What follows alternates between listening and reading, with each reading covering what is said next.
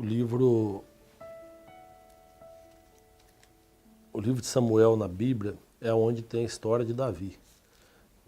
E é uma história muito rica, tanto o primeiro livro de Samuel quanto o segundo livro de Samuel, os dois contam a história de Davi. E no segundo livro de Samuel tem uma das histórias mais fantásticas que eu acho. Eu vou ler apenas um versículo e aí depois eu quero contar assim como que nós chegamos até esse versículo aqui.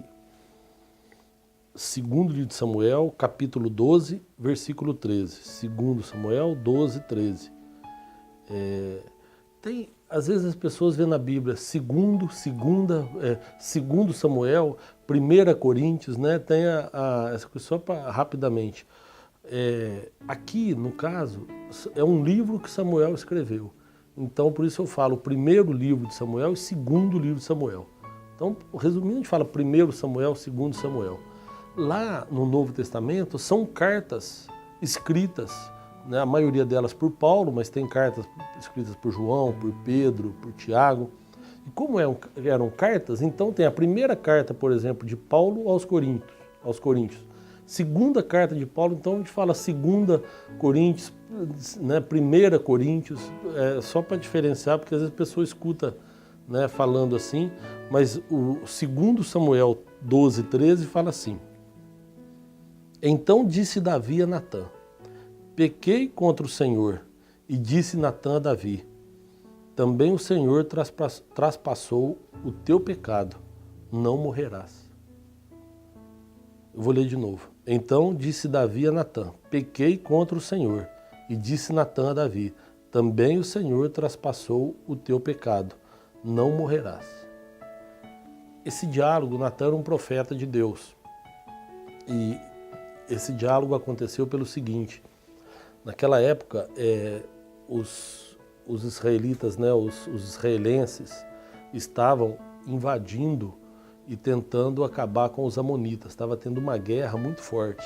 E a Bíblia fala que o exército de Davi foi para atacar os amonitas e Davi ficou em casa. Davi ficou no palácio, e que não era uma coisa muito comum naquela época. Naquela época o rei costumava ir para frente da batalha. E Davi ficou famoso, né? Davi conquistou o país dele justamente por causa disso, porque ele era um cara que ia para frente mesmo das guerras e era um grande guerreiro, um homem, né, apesar de ser de pequena estatura, mas era um homem muito forte, muito aguerrido.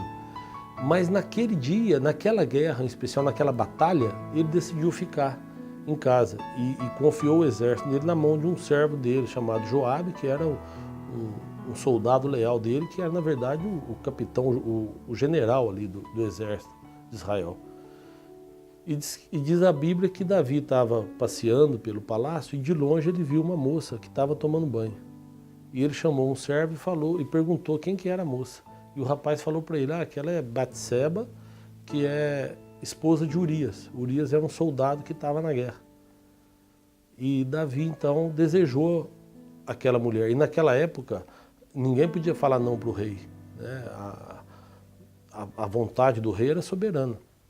E Davi então mandou buscar aquela moça e se deitou com ela, dormiu com ela.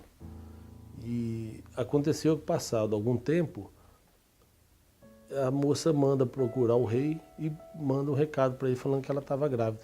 A guerra ainda estava acontecendo. E aí quando ela fala que está grávida, eu fico imaginando assim, o desespero daquela moça, falando da gravidez, e se o rei resolve falar que não era dele ou qualquer coisa assim, né? Não existia exame de DNA, não existia nada, e a vontade do rei era soberana, ele poderia simplesmente falar: não sei do que essa moça está falando. Então eu imagino que ela deve ter entrado em pânico ali, porque o marido na guerra, ela aparece grávida, né? Como é que ela ia justificar isso para a sociedade, para a família? Mas Davi, ele quando ficou sabendo disso, decidiu, né, assim, criar uma estratégia para resolver o problema. E aí o que ele fez? Ele mandou buscar o rapaz que estava na guerra. Falou: olha, vamos buscar Urias, e ele deita com a esposa dele e vai pensar que o filho é dele, né? E mandou chamar Urias. Urias veio Quando Urias entrou ali na presença do rei, Davi perguntou como é que estava a guerra, conversou um pouco com ele e falou, olha, eu vou te dar um presente, você pode ir para casa, pode descansar e pode dormir com a sua esposa. Mas Urias é um soldado tão fiel que ele se recusou. Então a palavra fala que ele foi e os servos dele disseram que ele ficou deitado ali na porta do palácio e não foi para casa. No dia seguinte, Davi mandou chamar ele e falou, mas eu te dei um dia de folga.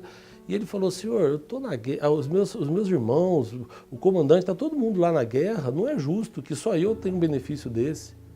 Então eu me recusei por causa disso. Eu acho.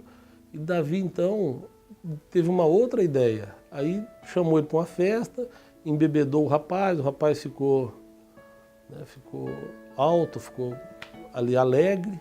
Aí depois que ele estava já assim com um teor alcoólico bastante avançado, Davi falou, agora você pode ir para casa descansar. E aí ele se recusou de novo, mesmo bêbado, ele falou, não, eu não vou, meus irmãos estão lá na guerra e eu não vou ter um privilégio desse. E de novo ele não foi para casa. Davi, então, aí meio que num ato de desespero, né, é interessante isso, quando a gente comete um erro, a dificuldade da gente assumir o erro é muito grande. E às vezes, para tentar consertar aquele erro, a gente começa a cometer uma sucessão de erros, né? E às vezes acaba ficando pior. Na maioria das vezes fica pior. A grande dica é o seguinte, quando a gente cometer um erro, tem que assumir e tentar realmente matar aquilo ali na raiz, né? Mas Davi, como todo ser humano, tentou acobertar o erro e tentou corrigir, mas ele foi cometendo erros maiores. E aí quando ele viu que não dava certo, ele escreveu um bilhetinho e dobrou e pediu para que Urias entregasse aquele bilhetinho para Joabe, que era o comandante da guerra. Urias saiu, não sei se Urias não sabia ler, ou se ele era tão fiel que ele não leu o bilhete, mas ali estava a sentença de morte dele, ali estava a condenação dele. Davi tinha escrito para que Joabe desse um jeito de colocar Urias na frente da batalha de forma que ele morresse. E Urias foi e entregou o bilhete para o comandante. O comandante leu aquilo lá e eles estavam todos armados. Naquela época as cidades eram fortificadas, eram cercadas com muro, né? E aí a estratégia dos exércitos é o seguinte, aquele exército que era mais poderoso, ele ia e cercava a cidade e minava todas as forças, né? O pessoal não conseguia sair atrás de alimento, não conseguia sair através de nada. E a pressão era ali. Israel passou por isso também. Era uma estratégia de guerra. Então eles cercavam a cidade e ficavam ali meses, até que a cidade ficasse sem água, sem alimento, e aí as pessoas começavam a morrer de fome, morrer de sede, e acabavam se entregando, né? Quando eles pegavam o rei, aquilo acabava a guerra. E o exército de Davi estava cercando os amonitas ali, e aí então, quando o comandante Joabe lê aquele bilhete, ele falou, vamos tentar avançar e vamos tentar invadir de alguma forma. Aí ele pega um grupo de soldados, entre eles Urias, e manda eles avançarem. Quando eles chegam perto da cidade, dos muros da cidade, os guardiões lá, os sentinelas, que eram os frecheiros, né, estavam em cima do muro, atacaram eles com flechas e mataram eles. Né? Na verdade foi um erro de estratégia ali, eles não poderiam jamais avançar daquela forma, sabendo que tinha os frecheiros ali. E então ele perde aqueles homens e ele chama um dos soldados dele e fala, olha, vai lá, volta lá no palácio, avisa o rei que nós tivemos uma batalha aqui e foi mal sucedida. E nós perdemos alguns homens. Se o rei fizer alguma crítica ou perguntar, mas por que vocês chegaram tão perto, sabendo que tinha frecheiro? Então você fala para ele que realmente foi um erro meu, mas que nós perdemos alguns homens, entre eles estava Urias. Então Joabe mandou o recado para Davi, né, que tinha cumprido a ordem de Davi. Você vê que junto com ele morreram outros homens, né? E aí foi o recado, quando a esposa de Urias, né, que agora a viúva, Batseba, ficou sabendo, ela procurou o rei. né, desesperada, porque o marido tinha morrido. E aí então Davi falou, fica tranquilo, você vai morar comigo aqui no palácio. E ele assumiu a moça. Que na verdade Davi estava apaixonado por ela, tinha gostado, foi amor à primeira vista, né? E ela foi morar com Davi no palácio.